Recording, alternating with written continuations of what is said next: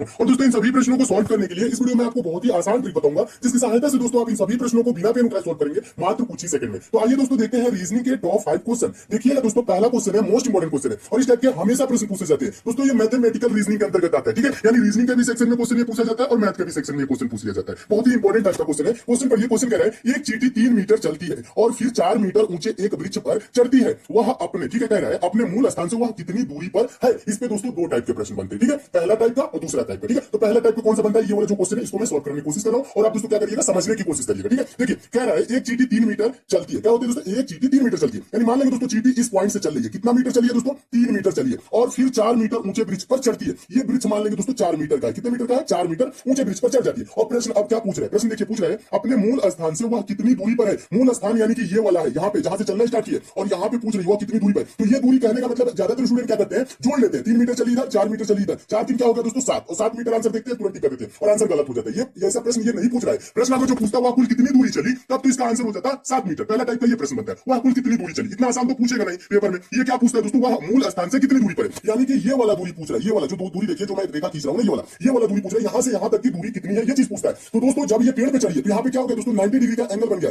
कहने का मतलब है दोस्तों ये 4 है ना, ये लंब है और ये आधार है और 90 डिग्री के सामने वाला ये जो दोस्तों एंगल है, ये क्या है दोस्तों, कर्ण है। तो कर्ण क्या होता है, कर्ण का मान कैसे निकाला जाता है, तो कर्ण बराबर दोस्तों होता है अंडर रूट लंब का स्क्वायर प्लस आधार का स्क्वायर। कहने का मतलब है कर्ण बराबर क्या होता है दोस्तों, कर्ण बराबर क्या होता है, देखिएगा कर्ण बराबर क्या होता है, कर्ण कैसे निकाला जाता है, अंडर रूट में लंब का स्क्वायर यानी कि 4 का स्क्वायर क्या होगा 16 और प्लस आधार का स्क्वायर 3 का स्क्वायर क्या हो जाएगा 9। 16 9 दोस्तों क्या हो जाएगा, 16 9 25 हो जाएगा। अंडर रूट 25 का मान क्या होता है दोस्तों, 25 का मान होता है 5। तो ये दूरी क्या हो जाएगी दोस्तों, 5 मीटर हो जाएगी। समझने की कोशिश कीजिएगा, ये दूरी क्या हो जाएगी दोस्तों, 5 मीटर हो जाएगी। और 5 मीटर किस ऑप्शन में दिया है, ऑप्शन नंबर पहले में दिया है। तो आपको ऑप्शन नंबर पहले क्या हो जाएगा, सही हो जाएगा। तो मैं उम्मीद करता हूं दोस्तों आप इस प्रश्न को अच्छे से समझ गए होंगे। एक बार और समझाने की कोशिश करो, समझिएगा। इसके लिए पेन उठाने की भी जरूरत नहीं होती है, कैसे सॉल्व किया जाता है। 3 मीटर चली है, फिर 4 मीटर ऊंचे ब्रिज पर चढ़ गई है और ये दूरी पूछ रहा है 3 ये 4। तो क्या करेंगे दोस्तों, 4 का स्क्वायर क्या होता है 16, 3 का स्क्वायर क्या होता है दोस्तों 9, 16 9 क्या होगा दोस्तों 25। इसको अंडर रूट में रख लेंगे, ठीक है। अंडर रूट 25 का वैल्यू क्या होता है दोस्तों 5, ठीक है। तो ये कर्ण ऐसे आ जाएगा, ये 5 यानी कि ये दूरी जो होगी दोस्तों यहां से यहां तक की ये 5 मीटर होगी। यानी कि चींटी दोस्तों मूल स्थान से वो कितनी दूरी पे है, तो 5 मीटर की दूरी पे। और 5 मीटर ऑप्शन नंबर ए में दिया, तो आपको ऑप्शन नंबर ए दोस्तों क्या हो जाएगा, सही हो जाएगा। और इस टाइप के दोस्तों हमेशा प्रश्न पूछे जाते हैं। मैं उम्मीद करता हूं दोस्तों इस प्रश्न को आप बहुत ही अच्छे तरीके से समझ होंगे। अगला क्वेश्चन देखिएगा, दूसरा क्वेश्चन है।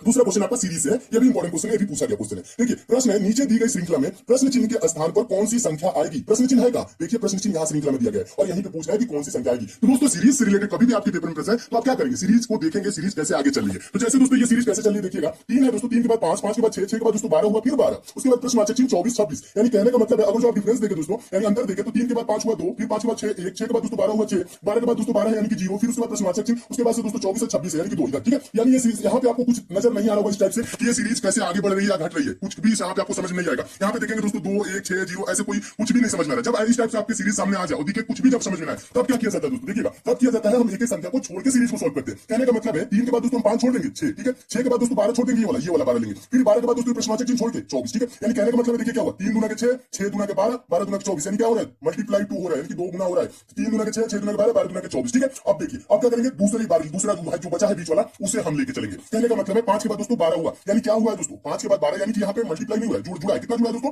5 में 7 जोड़ेंगे तो 12 हो जाएगा, यानी 7 जुड़ा है। 12 के बाद दोस्तों क्या होगा, इसमें भी 7 अगर जो जोड़ दे तो यहाँ पे दोस्तों क्या हो जाएगा 19 हो जाएगा और 19 के बाद दोस्तों 7 जोड़ दे तो क्या हो जाएगा दोस्तों 26 हो जाएगा और 26 यहाँ पे दिया हुआ है। तो यहाँ पे प्रश्नवाचक चिन्ह पे वाली जाने वाली संख्या क्या हो जाएगी 19 हो जाएगा। और 19 किस ऑप्शन में दिया है, तो ऑप्शन नंबर पहले में दिया है, तो आपका ऑप्शन नंबर पहले दोस्तों क्या हो जाएगा, सही हो जाएगा। इस टाइप से सीरीज आपको एकदम अच्छे से समझ में आ गई होगी और ये सीरीज कैसे चली है पूरा आपको क्लियर हो गया होगा। तो मैं उम्मीद करता हूं दोस्तों आप इस प्रश्न को बहुत ही अच्छे तरीके से समझ गए होंगे। क्या किया जाता है दोस्तों, जब सीरीज ना समझ में आए तो एक एक संख्या को छोड़ के सॉल्व किया जाता है, तब सीरीज समझ में आने लगती है, ठीक है। और इसका आंसर क्या हो जाएगा 19 हो जाएगा। नेक्स्ट क्वेश्चन देखिएगा, तीसरा क्वेश्चन। और दोस्तों मैं आपको बता दूं प्रश्न सॉल्व करने से पहले क्या किया करिए, वीडियो को पॉज कर दिया करिए, अपने आप से भी सॉल्व करने की कोशिश किया करिए, ठीक है। अपने आप से सॉल्व करने की कोशिश करेंगे तो आपके अंदर सोचने समझने की शक्ति विकसित होगी। तो आप पेपर में क्या होगा, आपको हिचकिचाहट नहीं होगी, हेजिटेशन नहीं होगी, आप प्रश्नों को पेपर में भी अच्छे से सॉल्व करने लगेंगे। तो अपने आप से भी सॉल्व करने की कोशिश किया करिए, बुक से भी प्रैक्टिस किया करिए, ठीक है। देखिए तीसरा क्वेश्चन बहुत ही इंपॉर्टेंट है और आपको प्रश्न दोस्तों अच्छा लग रहा है तो वीडियो को अभी लाइक कर दीजिए और ज्यादा से ज्यादा आप दोस्तों शेयर किया करिए। लाइक शेयर करते हैं तो दोस्तों हमें मोटिवेशन मिलता है कि आपको वीडियो पसंद आ रही है। और किसी टॉपिक पर विशेष रूप से कमजोर है तो उस टॉपिक का नाम यानी चैप्टर का नाम भी कमेंट कर देंगे तो भी चैप्टर में बहुत जल्द कंप्लीट कर दूंगा, ठीक है। देखिए तीसरा क्वेश्चन है, नीचे दी गई प्रश्न का सही वेन आरेख बताएं। वेन डायग्राम बनाना है किसका, घोड़ा बंदर बाघ, ठीक है। दोस्तों वेन डायग्राम से रिलेटेड आपके पेपर में कभी भी प्रश्न आएगा तो आपको ये करना क्या होता है,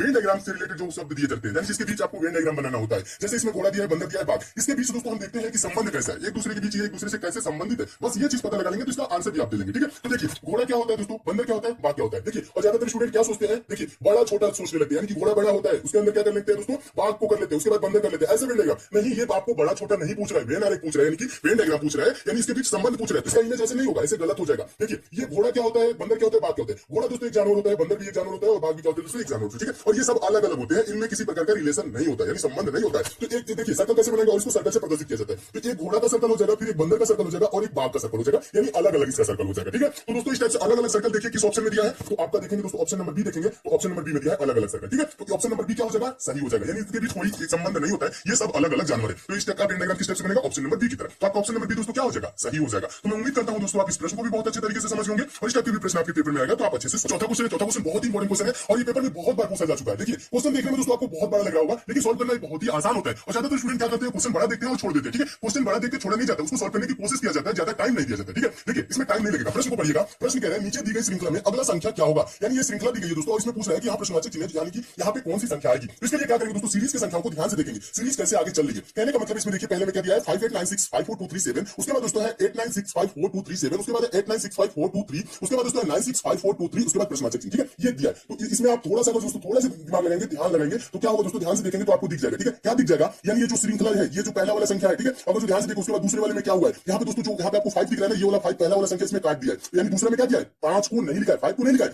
8 से स्टार्ट किया है और यहाँ तक लिखा है 8 9, देखिए लिखा है ना 89654237, ये लिखा है ना 89654237, ये चीज लिखा हुआ है, ठीक है। अब आगे क्या किया दोस्तों, आगे देखिएगा, आगे देखिए दोस्तों 896 लिखा है, 5423 तक लिखा है, 7 को नहीं लिखा है। समझ रहे ना कर क्या रहे, यानी कि पहले वाले में क्या किया, पहला संख्या हटा दिया, दूसरे वाले में क्या किया, लास्ट वाला हटा दिया, तीसरे वाले में क्या किया दोस्तों, देखिए तीसरे वाले में क्या किया है, आगे देखिएगा यहाँ पे तीसरे वाले में क्या किया, यहाँ पे लास्ट वाले संख्या को इसको जब हटा दिया है, फिर चौथे वाले में क्या किया, ये चीज देखिएगा, ध्यान से देखिएगा, एक बार और समझने की कोशिश करो। पहले वाले में दूसरे पहले में क्या किया, दूसरे वाले में क्या किया दोस्तों, ये वाला पहला 5 को हटा दिया और पूरा लिख दिया, ठीक है, यानी कि यहाँ पे इतना लिख दिया। फिर इसमें क्या किया दोस्तों, 7 को हटा दिया, यानी कि लास्ट वाले को हटा दिया और इतना लिख दिया। उसके बाद दोस्तों चौथे वाले में क्या किया, चौथे वाले में देखेंगे दोस्तों, ये चौथे वाले में क्या किया है, यानी कि 8 को हटा दिया है, ये वाला 8 को हटा दिया है और पूरा लिख दिया है। और लास्ट वाले में दोस्तों क्या किया है, लास्ट वाले में देखने की कोशिश करेंगे, देखिए। और इसके बाद से क्या करेंगे, यानी कि 8 को हटा दिया है, 9654 ये देखिएगा 965423 लिख दिया। उसके बाद दोस्तों हम लास्ट वाले यहाँ प्रश्नवाचक चिन्ह यहाँ पे क्या होगा आपको बताना है, ठीक है। समझने की कोशिश कीजिए, एक बार समझाता हूँ। यहाँ पे 5 काट दिया है, दूसरे वाले में यहाँ पे 5 काट के और यहाँ पे पूरा लिख दिया, ठीक है। तो इसमें क्या किया दोस्तों, 7 को काट दिया है, पूरा लिख दिया है। फिर क्या किया दोस्तों, यहाँ पे दोस्तों 8 को काट के यहाँ पे लिख दिया, ठीक है। इसमें हम क्या करेंगे दोस्तों, 3 को काट देंगे, जितना बचा वो लिख देंगे। कहने का मतलब है दोस्तों ये बचा क्या दोस्तों 96542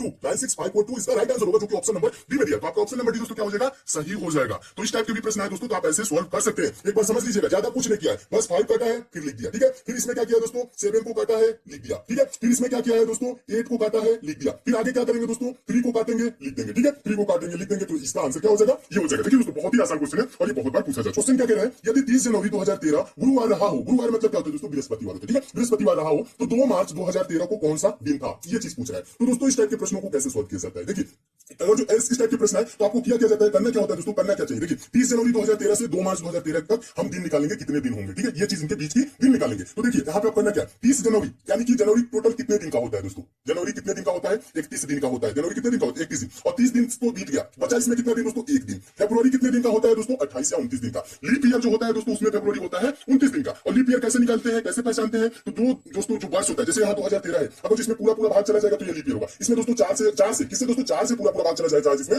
वो क्या होता है लीप ईयर। जैसे 2012 में पूरा पूरा 4 से भाग चला जाएगा, ठीक है। 2020 है, 2012 2016 2020 ये क्या हुआ दोस्तों, ये सब लीप ईयर होते हैं, उसमें 4 से पूरा पूरा भाग चला जाता है। तो इसमें फरवरी माह कितने दिन का होता है, 29 दिन का होता है। लेकिन 2013 क्या लीप ईयर नहीं है, तो इसमें फरवरी माह कितने दिन का होगा, 28 दिन का। तो फरवरी में कितना दिन बचा दोस्तों, 28 दिन। और पूछ कर रहा है दोस्तों 2 मार्च को, फरवरी के बाद आएगा मार्च, 2 मार्च यानी कि 2 मार्च में 2 दिन, ठीक है। अब इसको जोड़िए, कितना दिन हुआ, 1 28 को जोड़ेंगे, 1 28 29 29 2 31, कितना दिन हो गया दोस्तों, 31 दिन। अब क्या करेंगे दोस्तों, इसके बीच का दिन कितना आ गया, 31 दिन आ गया। हम 31 को क्या करेंगे दोस्तों, 7 से भाग करेंगे। 7 से क्यों भाग करते हैं, सप्ताह में 7 दिन होते हैं, प्रत्येक सप्ताह के बाद वही दिन रिपीट करने लगता है, इसलिए दोस्तों क्या करते हैं 7 से भाग करेंगे। 31 को दोस्तों 7 से भाग करेंगे तो क्या होगा, 7 चौक 28 हो जाएगा। और यहाँ पे शेषफल में क्या बचेगा, शेष क्या बचेगा, 31 में से 28 घटाएंगे तो क्या हो जाएगा, 3 बचेगा। ये जो 3 दिन बचा ना, इसी को क्या करेंगे, गुरुवार में जोड़ देंगे। गुरुवार यानी कि बृहस्पतिवार में 3 दिन जोड़ेंगे, 1 दिन जोड़ेंगे तो क्या होगा दोस्तों, शुक्रवार, 2 दिन जोड़ेंगे शनिवार, तीसरा दिन जोड़ेंगे रविवार। रविवार किस ऑप्शन में दिया है, तो ऑप्शन नंबर डी में दिया है। तो आपको ऑप्शन नंबर डी दोस्तों क्या हो जाएगा, सही हो जाएगा। तो मैं उम्मीद करता हूं दोस्तों इस प्रश्न को भी आप अच्छे से समझ होंगे और इस टाइप के भी प्रश्न आएगा तो आपके पेपर में कभी भी पूछा जाएगा तो आप सॉल्व कर लेंगे। ज्यादा कुछ नहीं किया जाता है, बस इनके बीच का दिन देखा जाता है, टोटल कितने दिन है। जैसे इसमें 1 दिन बचा जनवरी में, फरवरी में 28 दिन बचा। देखिए बिना पेन भी सॉल्व कर सकते हैं। देखिए क्या बचा दोस्तों,